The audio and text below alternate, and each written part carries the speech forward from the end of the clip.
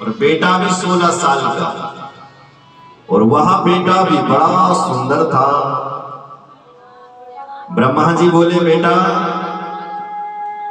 तुम बहुत सुंदर हो, इसलिए हम तुम्हारा नाम रख रहे हैं कामदेव। बेटी का नाम रखा संध्या और बेटे का नाम रखा कामदेव। तुम्हारा नाम आज से कामदेव है।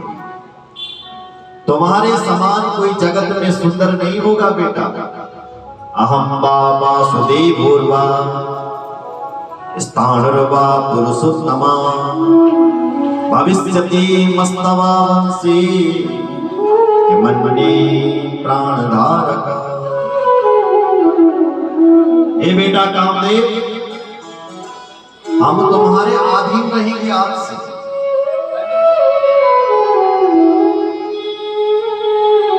मैं ही तुम्हारा अधीन नहीं रहूंगा, सारे देवता भी तुम्हारे अधीन रहेंगे। अहम बाबा सुदेवोर्वा।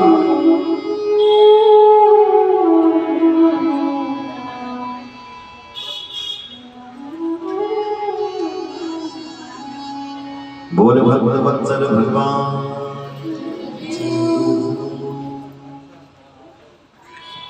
ब्रह्मा जी कह रहा है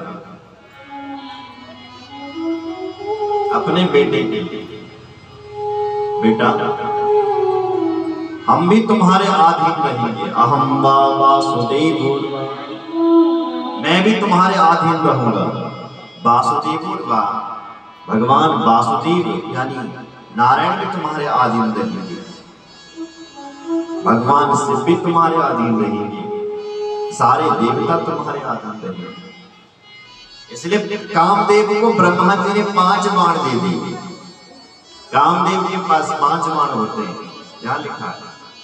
कौन कौन से बाण दिए? आगे लिखा है, हर्षणम रोचनाख्यम च मोहनम शोषणम तथा मारणम चेति प्रोक्तानि मुनिर्मोहा करण्यपि। ये कामदेव के 5 बाण हैं।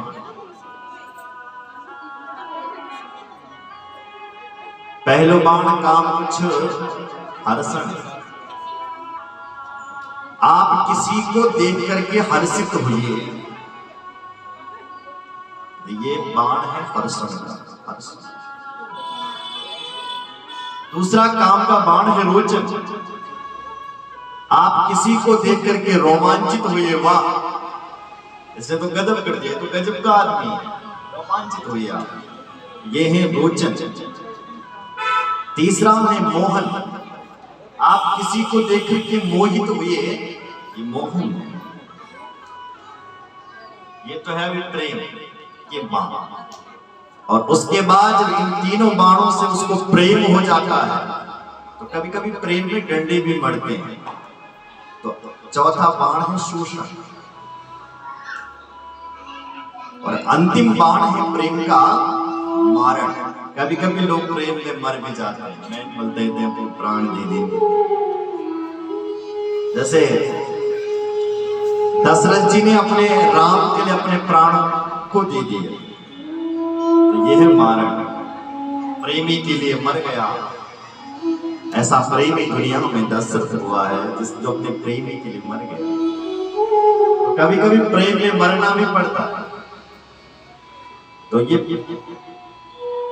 प्रेम के यानी कामदेव के 5 बाण हैं। हर्षणम रोचनाख्यम च मोहनम शोषणम तथा मारणम चेति प्रोक्तानि मुनिर्मोहा करण्यपि। ये 5 बाण ब्रह्मा जी ने अपने बेटे कामदेव को दे दिया। बोले बेटा मैंने तुझे 5 बाण दिए, तू उन संभाल। बेटे ने वो 5 बाण ग्रहण कर लिए। और ब्रह्मा जी को जो बेटा थे ना कामदेव, उसने उन्हीं बाणों का प्रयोग अपने पिताजी पर कर दिया, पिताजी पर चला दिया। और समस्या ये घट गई कि उनके जो कामदेव को जो पिताजी ना, कौन ब्रह्मा, वो अपनी बेटी को देख करके ही घायल हो गए, दीवाना हो गए। क्योंकि इसने ये बाण अपने पिताजी पर छोड़ दी। ब्रह्मा जी जब अपनी बेटी संध्या पर जब घायल हुआ तो वहां पर धर्मराज आए। धर्मराज ने कहा, हे ब्रह्मा, धिक्कार है तेरे लिए, रक्ष रक्ष महादेव, पापानां दुरुतस्थितः मत्पितायं तथा चेमे भ्रातरः पापबुद्धयः। तो पापी है, दुष्ट है, देखो तो तुझे पता होना चाहिए तू वेदों का क्या था है। और अपनी बेटी पर कुदृष्टि डाल रहा है। इतने में भगवान शिव आए। शिवजी ने विपासिता यथा माता च भगिनी, गुरु माता पर, भगिनी बहन पर, भ्रातृपत्नी छोटे भाई की पत्नी पर, सुता अपनी बेटी पर, इन पर कभी गलत दृष्टि नहीं डालनी थी। एता कुदृष्टया धिक्कृतं श्रुतं सदा तस्या यस्याकान्तं मनोहरत् ध्रियादा कृष्णलोलेषु मज्जया त्यतिमानसम्। और लज्जित हो गया अपने कामदेव के ऊपर, अपने कामदेव बेटे के ऊपर अपनी आंखें टेढ़ी कर दी और कह दिया, बोले बेटा, वैसे तो मुझे तुझे अपने अभी तुझे भस्म कर सकता हूं। ब्रह्मा जी अपने बेटे को बुलाओ, वैसे तो मुझे तुझे भस्म कर सकता हूं तुझे, पर क्या करें, कोई तू मेरा बेटा है, मैं अपने बेटे को नहीं मार सकता। शास्त्र कहता है कि अपने हाथों से लगाया हुआ विष तुझे उड़ा देगा, फिर भी मैं तुझे माफ करता हूं। ब्रह्मा वहां से लज्जित होकर के चले गए और शिव जी के ऊपर इस ब्रह्मा जी ने आंट रख दी। देखो तो इस भगवान शिव ने मुझे कितना लज्जित किया।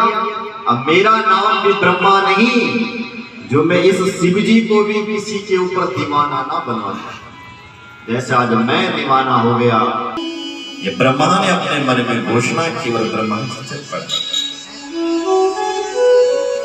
अब ब्रह्मा जी की जो बेटी थी, जे गुनौते संध्या, वो संध्या बेटी अपने जन्म के लिए धिक्कार कहने लगी, मैंने जन्म लिया और मेरा पिताजी ही मुझ पर घायल हो गया, धिक्कार है, मैं ये घटना किसी और के साथ नहीं घटने दूंगी। क्या करेंगी? बोले मैं महादेव का भजन करूंगी, तप करूंगा। उत्पन्न मात्रान यथा काम, पहले लोग 16 साल के उत्पन्न होते थे, मानस सृष्टि होती थी, संकल्प से ही लोग प्रकट हो जाते थे, और प्रकट भी बनता है तो 16 साल का। तो ये संध्या देवी हुई, इसने कहा कि मैं व्यवस्था बनाऊंगी जो कोई 16 साल का प्रकट भी ना हो। इसके लिए मुझे क्या करना चाहिए? मुझे शिव जी का जाप करना चाहिए। तो वो संध्या देवी घर से उठी और विशाल पर्वत पर गई और वहां पर वो देवी तप करने लगी, शिव जी का तप करती। ओम नमः शंकरायेति ओम इत्यांतेन समन्ततम् मौन तपस्या प्रारभ्यम् तन्मे निगतशृणु।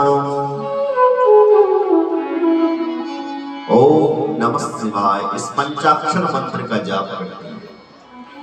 ओम शिवाय नमः, इस मंत्र का जाप करती है। मौन तपस्या, और कितनी तपस्या कर दी? लिखा है चतुर्युगों तक इसने घोर तपस्या की।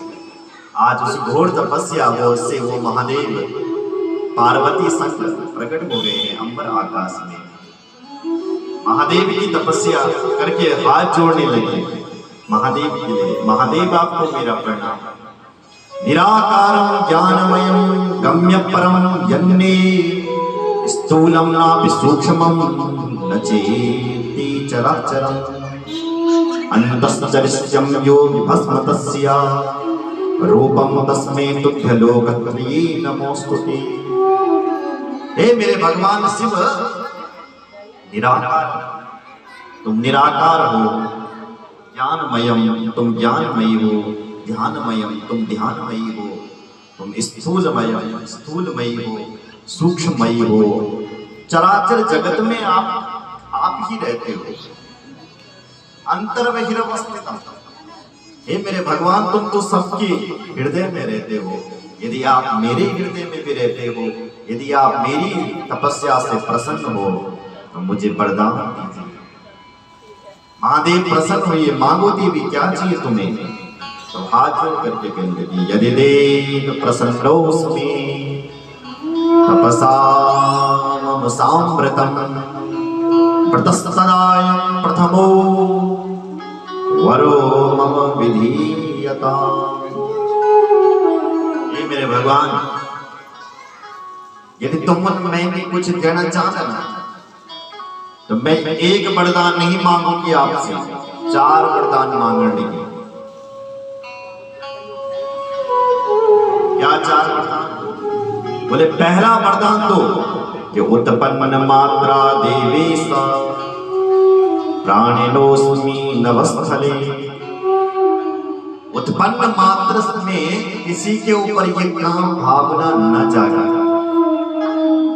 व्यक्ति पैदा हुई, हृदय के अंदर काम पैदा हो, इसलिए ऐसा न हो न भवन्तु समेनेव सा कामः संभवः। ये काम किसी के अंदर उत्पन्न न हो, इसलिए ये पहला वरदान दीजिए। दूसरा वरदान दीजिए महादेव कि मेरी जैसी पतिव्रता स्त्री दुनिया में कोई ना हो। तीसरा वरदान दीजिए महादेव कि जो मेरे ऊपर कुदृष्टि डाले वो व्यक्ति नपुंसक हो जाए, ऐसा तीसरा वरदान। और ये 3 वरदान मांगे।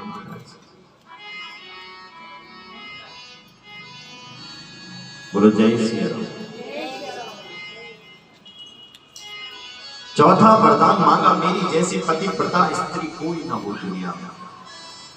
महादेव प्रसन्न हुए और महादेव बोले, देवी मैं तुम्हारा पहला वरदान पूरा कर देता हूं।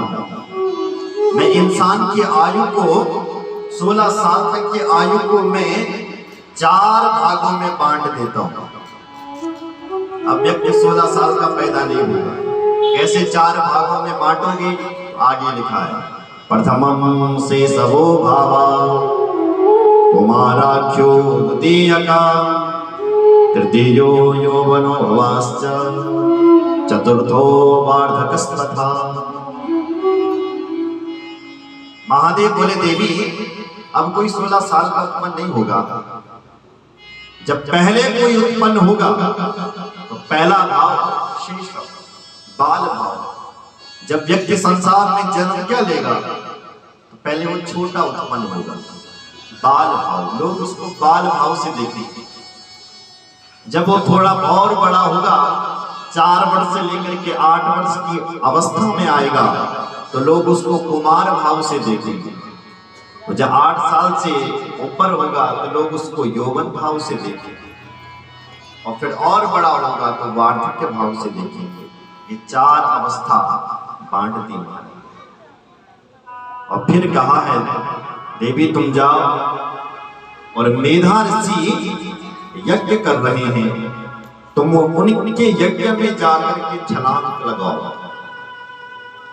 बोले, लोग मुझे गाली नहीं देंगे, मैं वहां जाकर के मरूंगी। बोले, कोई तुम्हें देखेगा नहीं और तुम उसी यज्ञ से फिर प्रकट होगी।